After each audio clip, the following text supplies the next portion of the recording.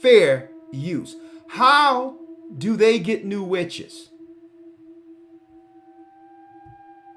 There are as many ways to be a witch as there are witches, but one thorough line that runs through the history and the present of magical practice is that magic is a practice for the oppressed. It's a practice of people who have been rejected, cast off, or marginalized by society.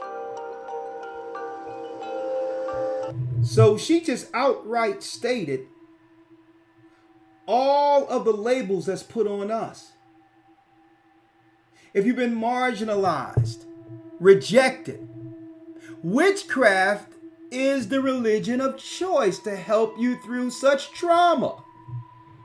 And it's deep because you have a brother who would run into this sister and believe it's all good. Pretty woman, right?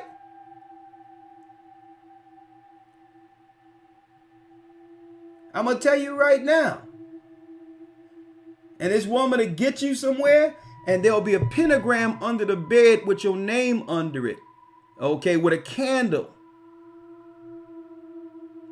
Okay? With your relatives, and don't get them mad because your relatives will be tore up right around all that, and she'll strike it on fire. These are the type people that are raising our children away from the Bible. And guess what? You can find her online celebrating Easter too.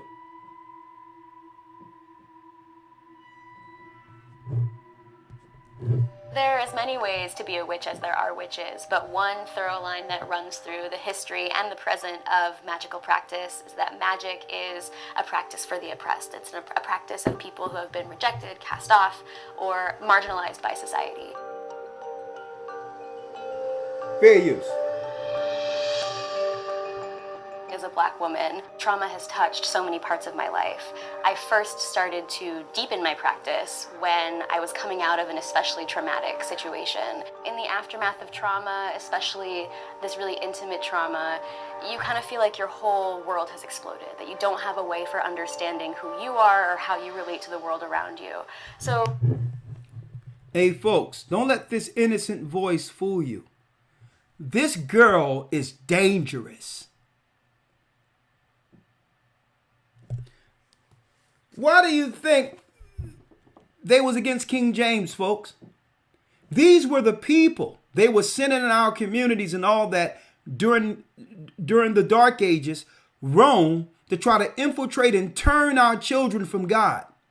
This is why King James, he was doing what? He was burning witches at the stake. It was the European evil Roman Empire converting our women and others who were orphans and trying to send them into the community to turn us away from God. This woman is dangerous.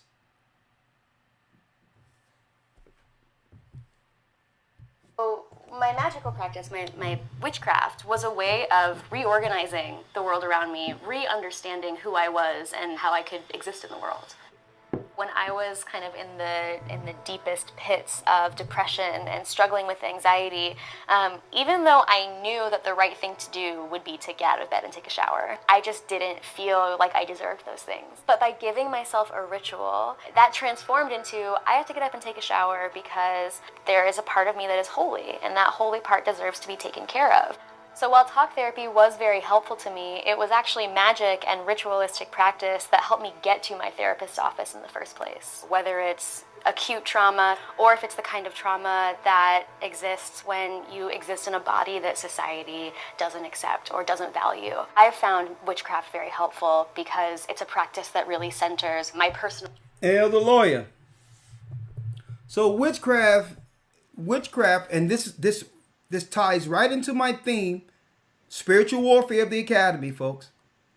Mm-hmm. So witchcraft is the craft of choice when you are struggling with the acceptance of how God made your body. When you're struggling with who you are, believing that you should be someone else. All due respect. This is crazy. Crazy people. Crazy people.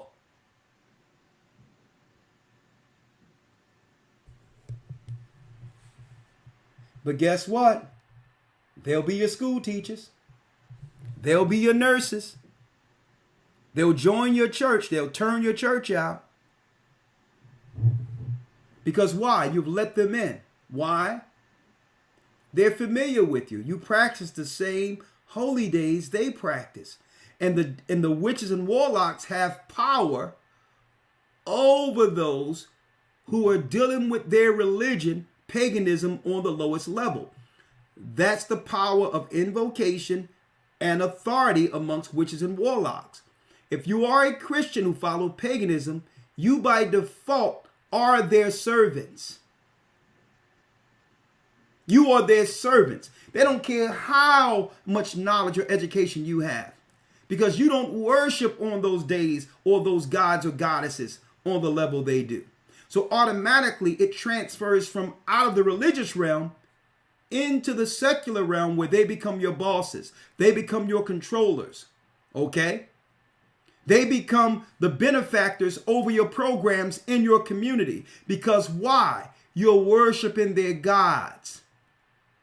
And this is how it translates to the political arena, where now you got all of these other people over our community, because the Christian pastors didn't tell you the rules of engagement when it comes to spiritual warfare. You can't be a Christian pastor and celebrate paganism and not be servants to their high sorcerers and or witches. You must denounce all of paganism, including Sunday worship, Christmas, Easter, or you're still a slave bonded to witches like we see here on the screen.